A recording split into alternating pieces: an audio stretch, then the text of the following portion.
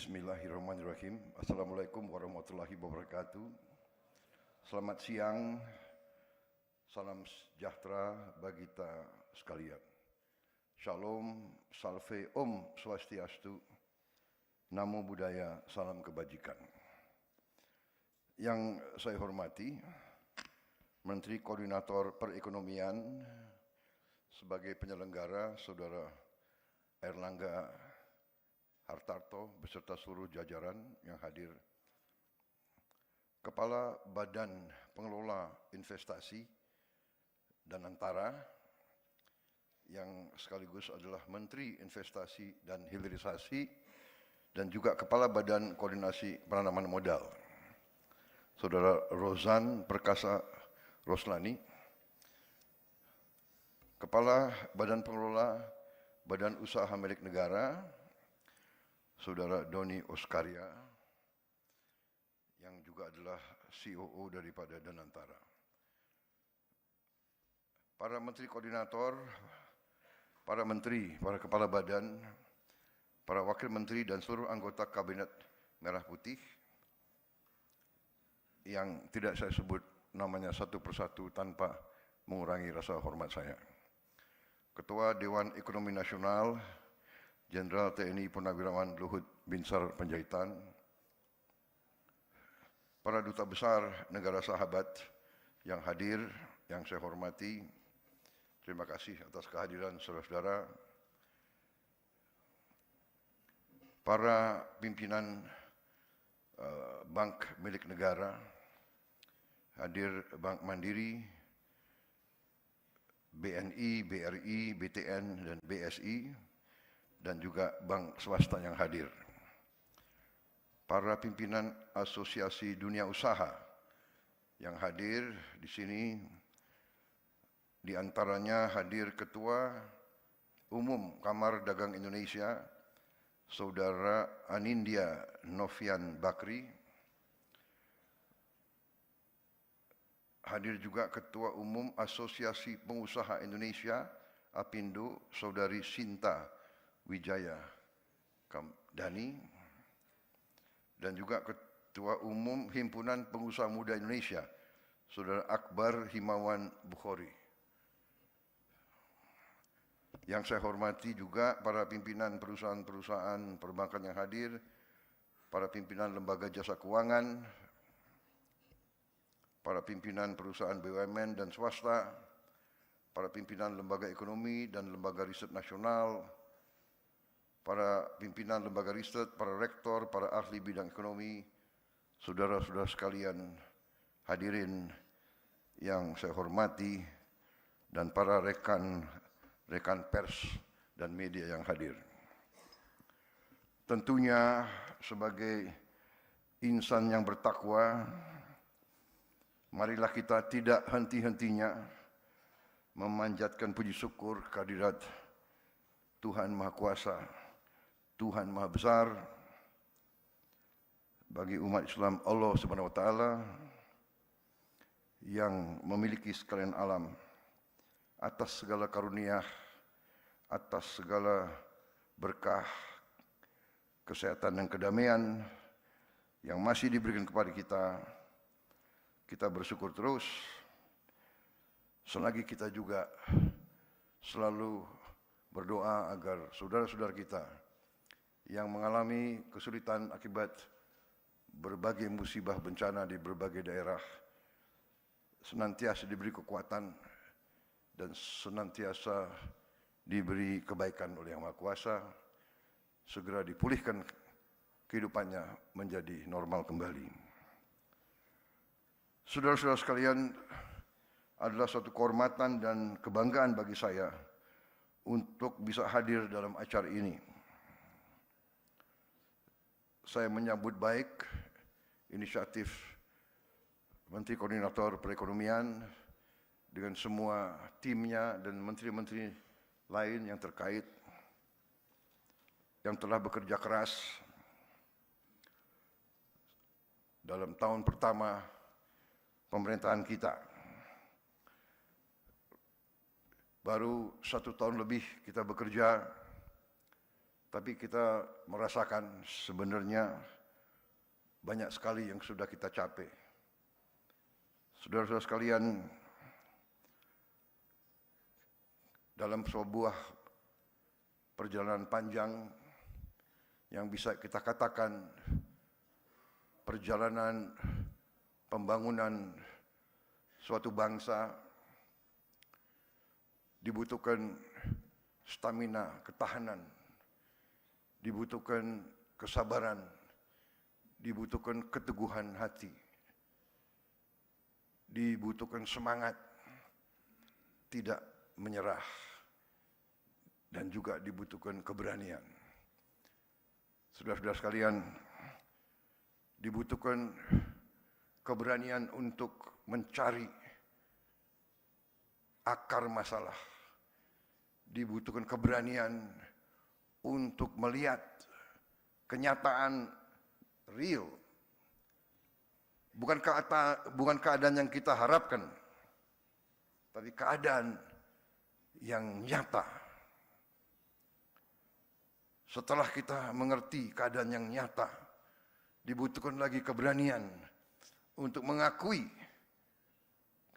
kesulitan-kesulitan kita, mengakui kelemahan-kelemahan kita. Dalam pembangunan suatu bangsa, kita ibaratkan sebuah perjalanan jauh, sebuah long march, dan kita tahu bahwa perjalanan jauh selalu dimulai dengan satu langkah.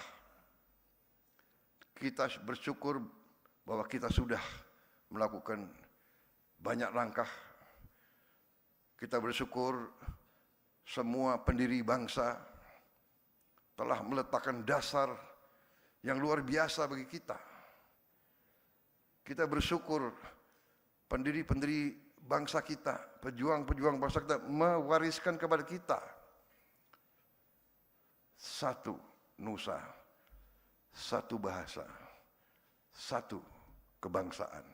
Kita bersyukur bahwa kita majemuk, kita terdiri dari berbagai ratusan kelompok etnis, kita terdiri dari ras-ras yang berbeda, kita terdiri dari penduduk yang punya agama-agama besar yang berbeda, tapi kita bisa bersatu.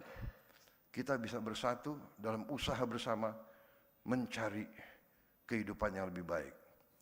Saya ingatkan bahwa tugas kita bernegara adalah mencari kehidupan yang lebih baik untuk rakyat kita.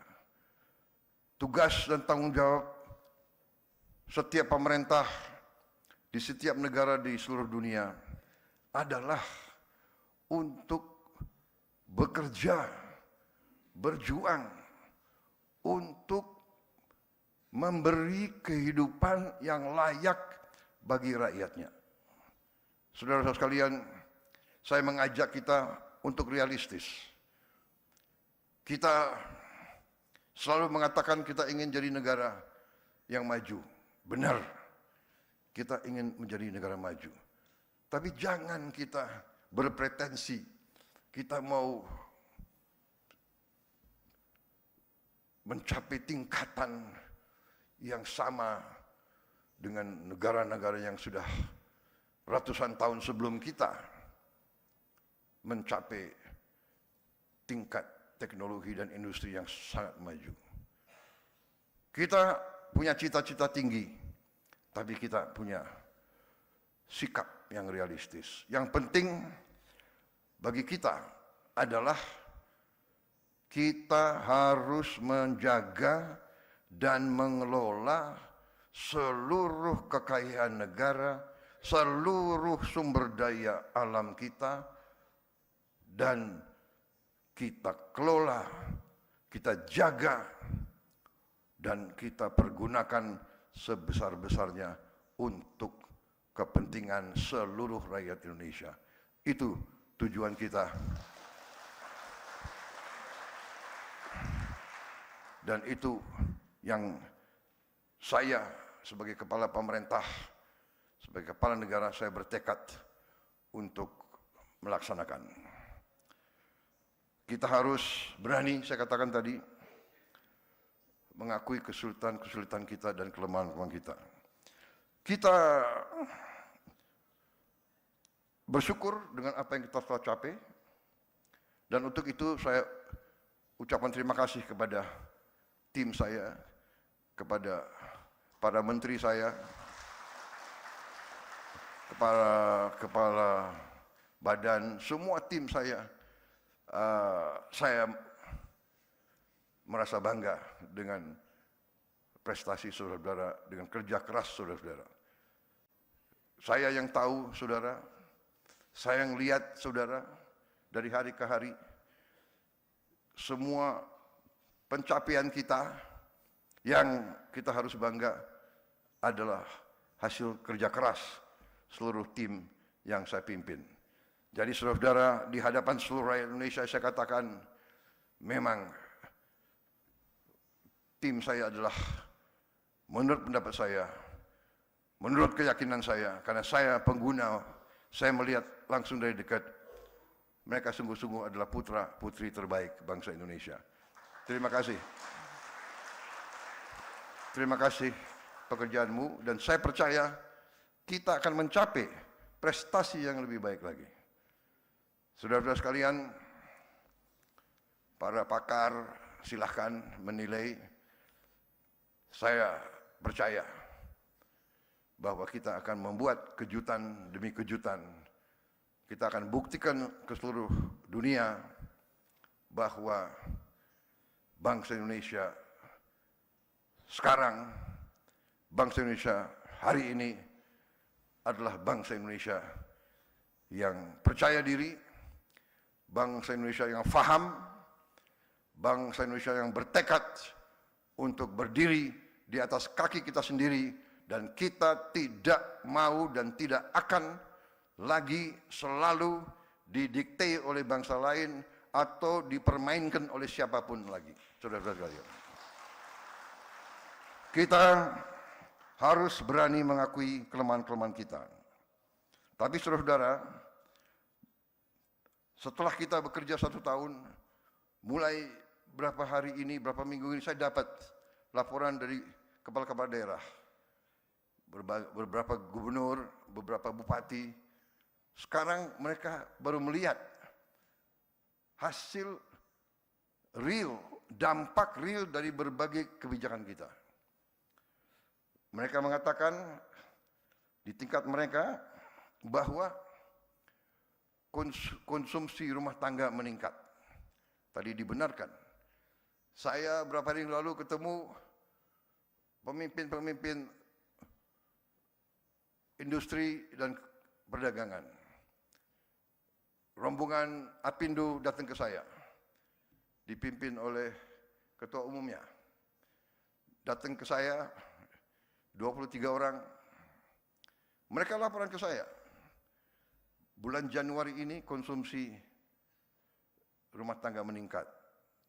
Dan mereka katakan, yang mengatakan mereka, pelaku bisnis, mereka mengatakan bahwa mereka merasakan bahwa MBG, makan bergizi gratis, telah mendorong peningkatan konsumsi rumah tangga ini dan mendorong pertumbuhan di desa-desa, di kecamatan-kecamatan, di lapisan yang paling bawah dari ekonomi kita.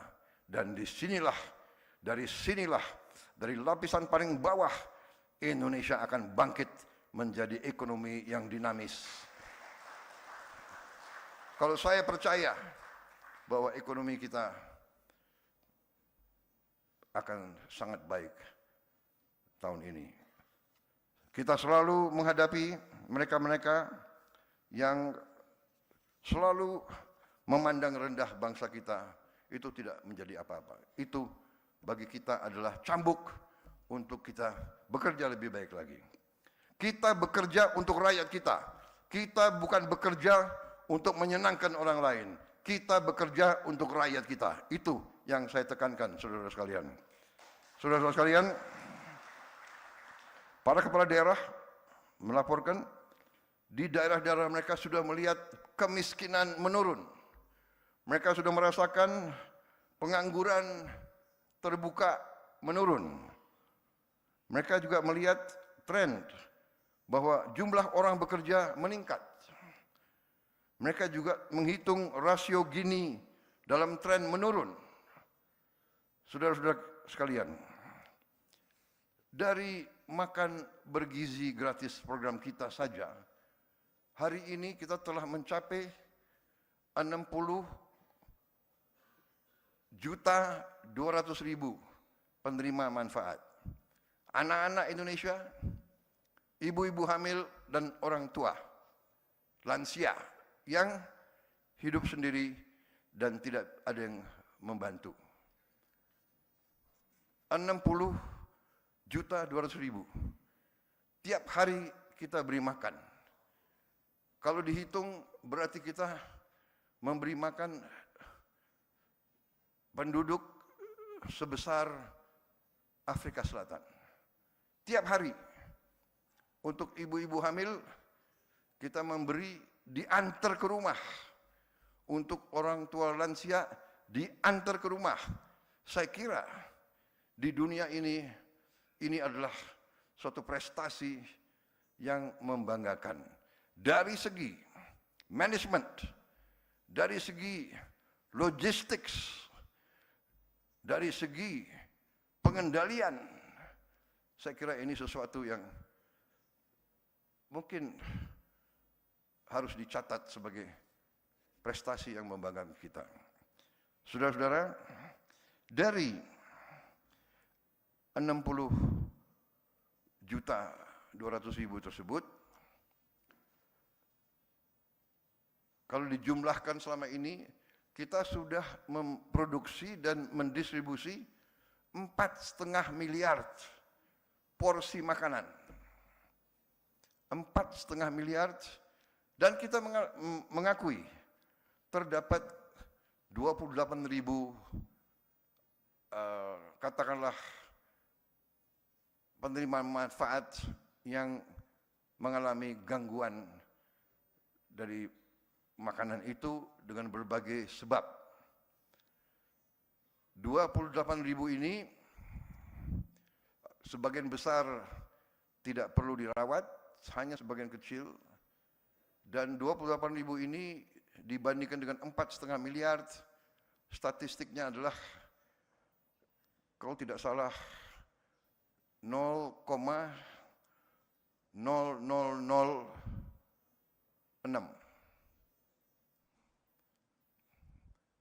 Saya ulangi karena mungkin matematik saya kurang. 0,000. 0 lagi. 40. Luar biasa. 0,00006.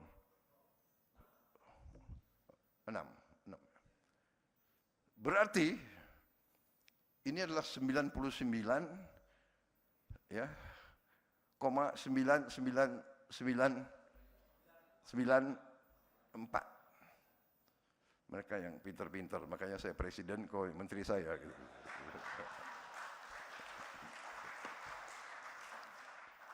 Yang pintar mereka, jadi kalau nggak pintar nggak duduk di situ mereka. Berarti kalau in reality ini harus dikatakan suatu usaha yang berhasil. Iya kan? Kita ingin zero error, itu harus kita capai. Tadi pagi saya baru resmikan SPPG polisi. Nanti begitu selesai jumlahnya akan lebih dari 1.100. Saya lihat dan saya kagum dengan kualitasnya, dan saya percaya, saya dapat laporan dari Kepala BGN di tempat-tempat lain juga sudah seperti itu. Ya, alat-alat yang kita produksi dari dalam negeri juga sudah cukup canggih untuk menjamin kebersihan air, menjamin kebersihan food tray, dan selanjutnya juga mengatur limbah daripada MBG ini. Jadi saudara-saudara, MBG ini hari ini sudah mencapai 23.000 lebih dapur. 23.000 lebih dapur SPPG. Pada puncaknya, ini akan sampai 82 juta lebih penerima manfaat. Pada ujungnya akan mencapai lebih dari 30.000 dapur. Dan tiap dapur mempekerjakan 50 orang. Dari MBG saja sekarang sudah lebih dari 1 juta orang bekerja. Di ujungnya akan 1,5 juta orang bekerja tiap hari. Tapi tiap dapur akan menimbulkan dan sudah menimbulkan 5 sampai 10 pemasok, supplier. Masing-masing pemasok punya 3, 4, 5 petani yang bekerja. Ekonomi di desa hidup. Petani sayur, petani ikan, peternak ayam, peternak kambing, peternak susu. Semua yakin bahwa hasilnya langsung dibeli dan tidak jauh, karena di tiap kampung mereka bisa punya pasar tetap, pasar terjamin. Ini menimbulkan ekonomi dari bawah.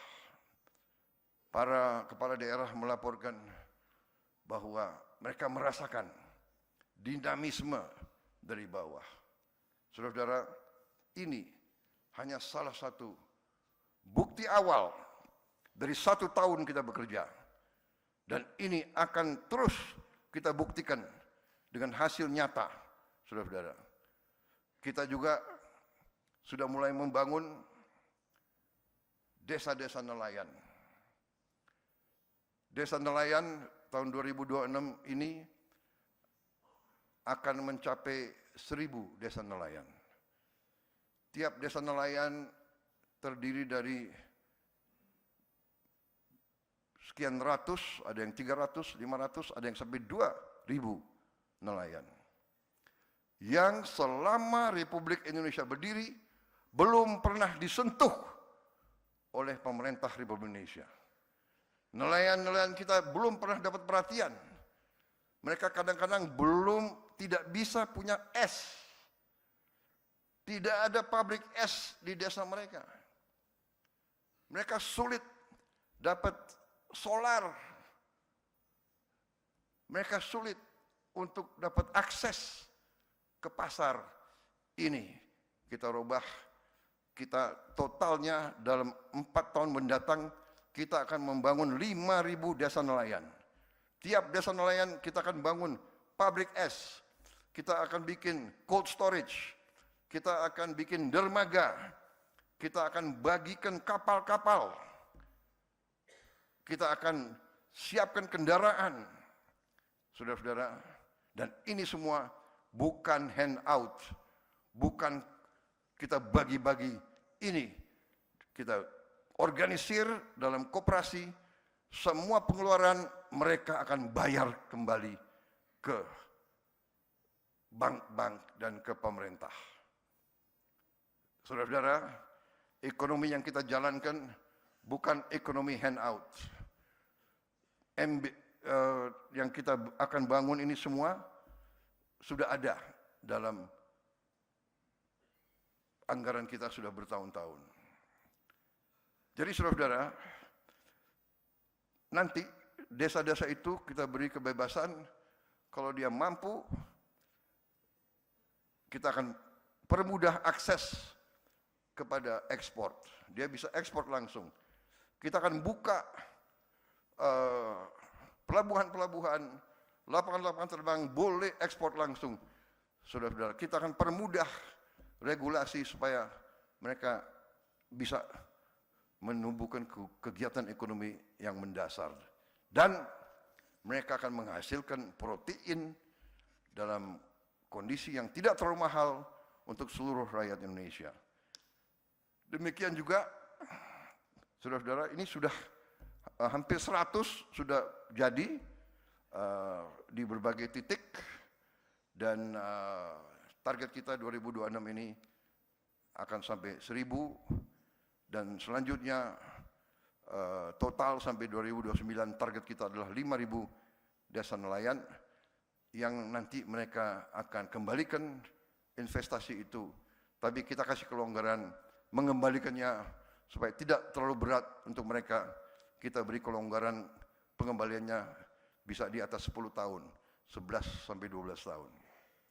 Yang tidak ada masalah, karena para pengusaha-pengusaha besar juga kadang-kadang minta kredit juga belasan tahun. Itu pun sering minta restrukturisasi. Ya kan? Saya ini sudah lama jadi orang Indonesia dan saya pernah jadi pengusaha juga, ya. Saya pun pernah minta restrukturisasi. Dengan kata lain lebih sederhana, minta belas kasihan perpanjangan untuk kembali. Benar atau tidak? Mana menteri-menteri pengusaha? Saudara-saudara, kalau pengusaha besar boleh dikasih apa itu? Haircut. Apalagi haircut bagi. Wenaknya sendiri, haircut. Masa nelayan-nelayan kita enggak kita berdayakan? Belum pernah mereka dapat kesempatan ini. Banyak yang nangis di pulau-pulau terpencil. Sekarang kita hadir, kita memberi harapan ke depan. Sama juga dengan Koperasi Merah Putih yang akan kita bangun dan sudah mulai sebentar lagi. Kemungkinan saya dapat laporan mungkin dalam 1-2 bulan ini sudah akan beroperasi beberapa ratus koperasi. Yang koperasinya sudah hampir berdiri adalah 30.000 koperasi. 30.000 gudang. Tiap koperasi punya gudang, punya cold storage, punya gerai-gerai. Di situ akan ada farmasi desa murah. Obat generik akan sampai, akan ada klinik desa, akan ada gerai untuk super micro financing untuk membantu menghilangkan peran daripada rentenir. Kita akan beri bunga yang sangat mudah, sangat ringan untuk mereka-mereka. Semua barang subsidi akan punya akses, rakyat akan punya akses langsung, sehingga tidak ada penyelewengan, tidak ada kebocoran. Dan ini semua anggarannya dari mana? Anggarannya sudah ada. Karena 10 tahun kita sudah beri dana desa kepada desa-desa kita. 10 tahun sudah kita berikan. Dan sekarang kita akan mengarahkan, selama ini 10 tahun kita harus akui banyak dana tersebut tidak sampai ke rakyat. Ini dibuktikan dengan banyak sekali kepala desa yang terpaksa berhadapan dengan hukum karena tidak dapat pertanggungjawabkan dengan baik penggunaan dana tersebut. Saudara-saudara sekalian, dari ini semua, saudara-saudara, kita akan buktikan bahwa pertumbuhan ekonomi kita real, nyata, dan akan di atas sasaran yang kita tetapkan. Saudara-saudara sekalian, kita juga buktikan bahwa kita sekarang sudah swasembada beras. Kita menuju swasembada pangan. Saudara-saudara, produksi beras kita tahun 2025 adalah 34,7 juta ton, naik 13% dari 2024. Sekarang cadangan beras di Bulog bulan Juli 2025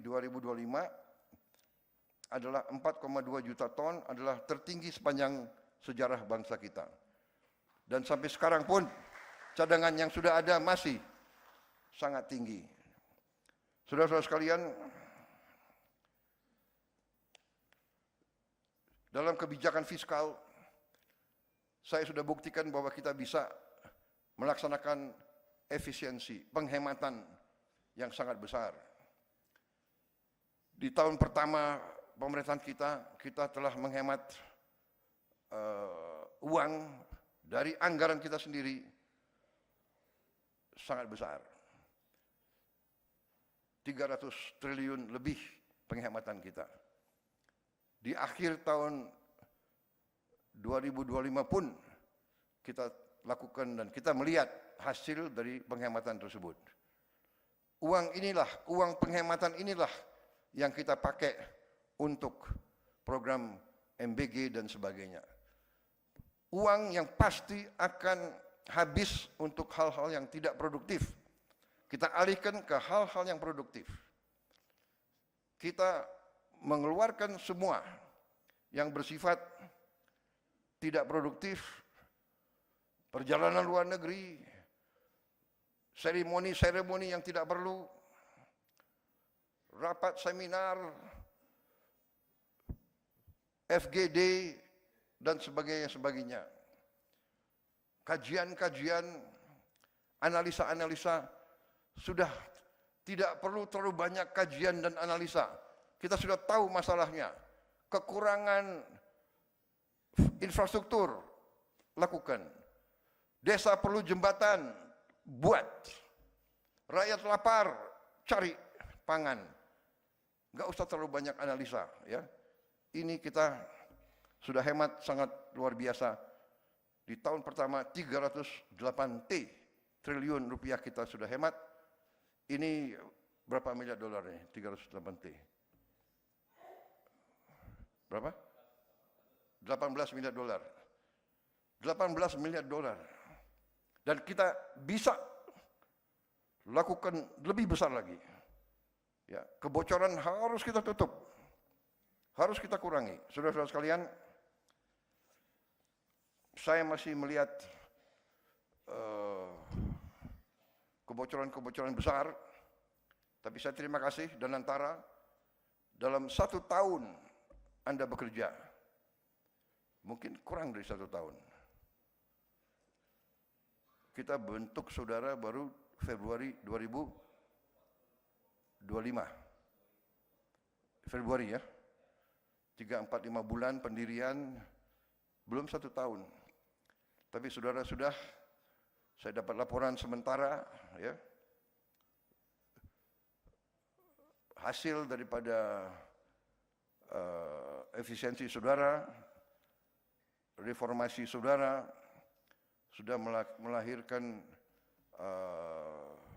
hasil 4 kali lipat daripada tahun 2024. Ini luar biasa, tapi harus terus dikejar. Saya menuntut return on asset ya 7% lah. Kenapa senyum? Kepala Danantara bisa? Siap. Kok siapnya kurang tegas itu ya? Siap gitu loh. Siap. Ah itu. Danantara siap. Tidak usah khawatir, ya. Saya ingat selalu apa yang dikatakan Bung Karno, gantungkanlah cita-citamu setinggi langit. Kalau kau tidak sampai, minimal kau jatuh di antara bintang-bintang, kan begitu. Siap dulu, ya kan? Kami dulu di pasukan khusus tentara, moto kami dulu, siapa berani menang. Berani dulu, ya kan? Patok 7%. Kau akan kaget, ya kan? Kalau kau patok 5%, Pak, nanti 3%. Kau patok 7%, 8%, saya patok 8%. Sekarang saya tingkatkan. Harus bisa lebih dari 8%. Menteri-menteri bisa?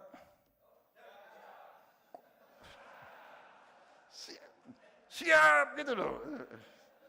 Percaya sama saya, kalian sendiri akan kaget, ya. Kalian sendiri akan kaget, benar nggak? Angka-angka saya banyak, tapi saya nggak mau bicara terlalu panjang karena inti yang saya sampaikan sudah saya sampaikan. Saudara-saudara, esensiasi dan tidak ada masalah, banyak kawan-kawan di luar negeri. Kita tidak perlu malu kalau kita punya kekurangan. Korupsi masih terlalu banyak. Kita harus habiskan korupsi dari bumi Indonesia. Ya.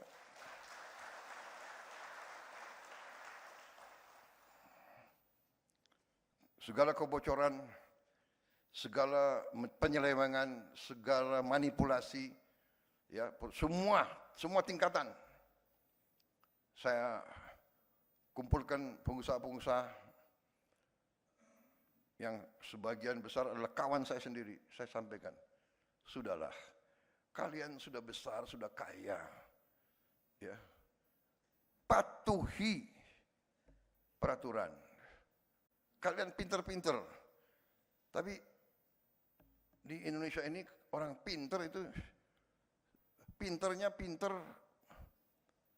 mencari peluang mengatasi peraturan. Benar? Ini dari sekolah kita belajar, ya kan? Ini hilangkan budaya itu, ya. Tapi masalahnya pemerintah, birokrasi juga harus benar. Kadang-kadang birokrasi yang tidak benar. Iya kan? Ada yang sampaikan kepada saya bahwa Winston Churchill pernah mengatakan, I am more afraid of my bureaucrats than I'm afraid of Adolf Hitler. Katanya, but kita nggak tahu apa benar atau tidak dia mengatakan begitu. Tapi kira-kira semangatnya seperti itulah, ya. Ya, saya juga begitu. Mungkin dirubah deh, aku yang ngomong, ya. I'm more afraid of my own bureaucrats than I'm afraid of siapalah, kuntilanak atau apa gitu.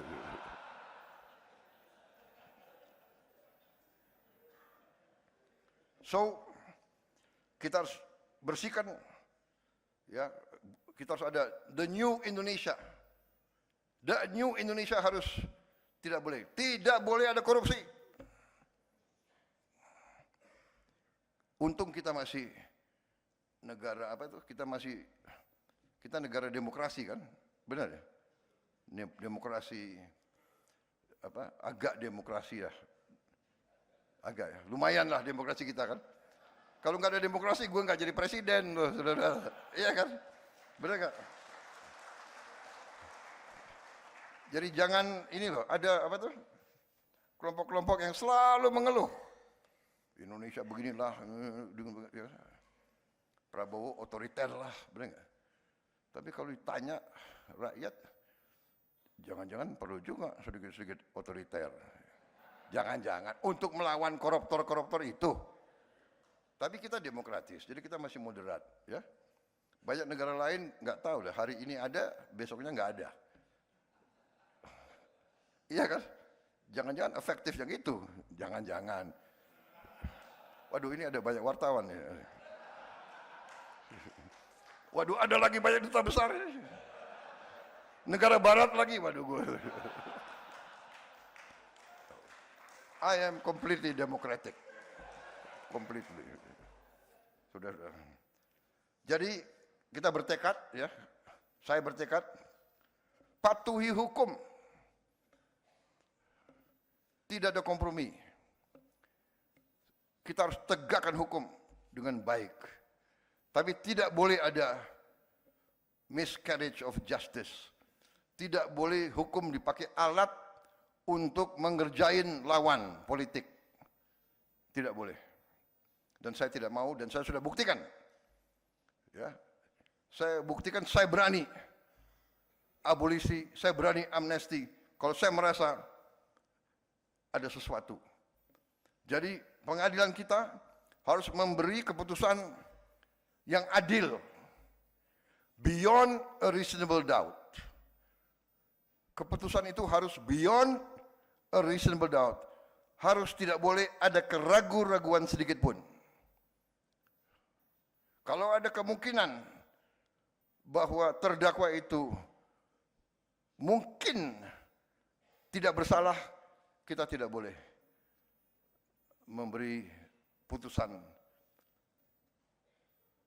yang final kepada mereka itu. Dan saya sebagai pemegang mandat dari rakyat, saya bertanggung jawab. Saya ingin ada rule of law di Indonesia. Saya ingin ada kepastian hukum. Hanya dengan kepastian hukum kita bisa menjamin stabilitas dan ketenangan bagi rakyat kita. Rakyat kita harus merasa hidup dalam masyarakat di mana pemerintahnya bersih dan adil. Ini syarat dari keberhasilan suatu negara. Saya pelajari sejarah. Tidak ada negara berhasil tanpa pemerintah yang bersih dan adil. Dan saya bertekad dengan tim saya, kita membangun pemerintah yang bersih dan adil. Dan birokrat-birokrat yang tidak mau menyesuaikan, kita akan mengadakan regenerasi. Saya sudah siapkan institusi-institusi pendidikan. Tahun ini kita akan mulai membangun 10 universitas baru. 1 lembaga khusus untuk administrasi pemerintahan. Putra-putri Indonesia yang terbaik akan kita pilih, akan kita godok, kita siapkan untuk mengambil alih kepemimpinan semua lembaga yang baik. There is nobody that cannot be replaced. Saya perintahkan kepada Danantara, BP BUMN, Menpan RB, semua menteri KL, beri wewenang penuh untuk mengganti semua pejabat-pejabat yang tidak perform dengan baik atau yang melanggar. Saya terima kasih kepada semua penegak hukum yang telah bekerja keras. Saudara sekalian, Indonesia harus berani memperbaiki semua bidang, semua sektor, termasuk kebersihan setiap desa, kecamatan, kota, kabupaten, ibu kota provinsi, dan ibu kota negara. Saya minta dalam waktu sesingkat-singkatnya, kita akan buktikan. Saya minta kebersihan sampah. Saya terima kasih beberapa lembaga pendidikan kita telah mengembangkan alat-alat recycling, alat-alat pemusnah sampah yang ramah lingkungan, tidak merusak, tidak menimbulkan bau, yang cukup dalam skala-skala kecil. Kita berharap ada alat-alat itu di setiap kelurahan kita, di setiap kecamatan kita, sehingga tidak perlu jauh-jauh ke TPA. Sampah diselesaikan di tingkat yang terendah. Ini kita akan laksanakan tahun ini juga. Yang besar-besar, ya kita terpaksa cari teknologi yang terbaik, dan kita sudah mulai. Saudara-saudara sekalian, saya minta Indonesia asri, aman, sehat, risik, dan indah. Ini sudah mulai bekerja. Saya juga berharap kita akan lakukan gentengisasi seluruh desa, kecamatan, kabupaten, dan seluruh kota-kota besar Indonesia. Saya kira itu yang saya ingin sampaikan. Saya percaya stabilitas politik di Indonesia bisa kita jaga dengan baik, tegas, kita jaga keamanan untuk semua. Kita hormati semua perjanjian yang dibangun oleh Indonesia sebagai pemerintah. Kita punya track record yang sangat besar. Indonesia belum pernah default dalam sejarah kita. Kita selalu hormati semua perjanjian pemerintah-pemerintah pendahulu. Kita terbuka untuk investasi dari manapun, dan kita yakin bahwa kita akan bangkit dengan sangat meyakinkan.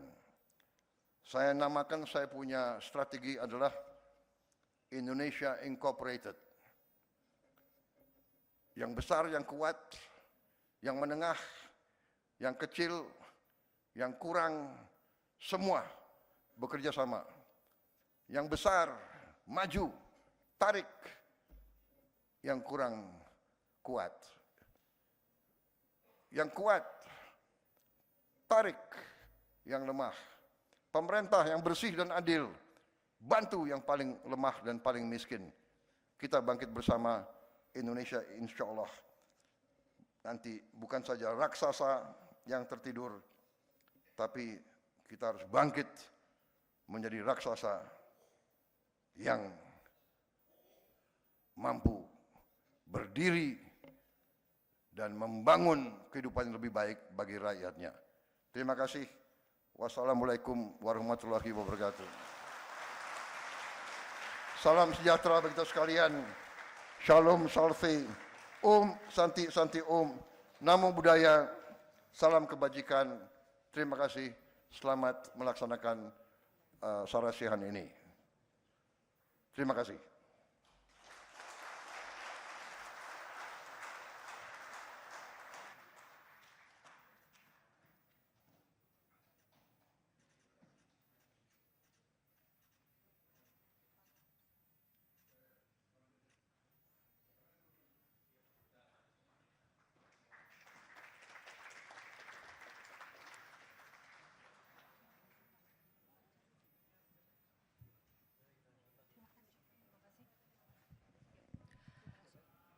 Hadirin yang berbahagia, kami ucapkan terima kasih. Bangsa Indonesia harus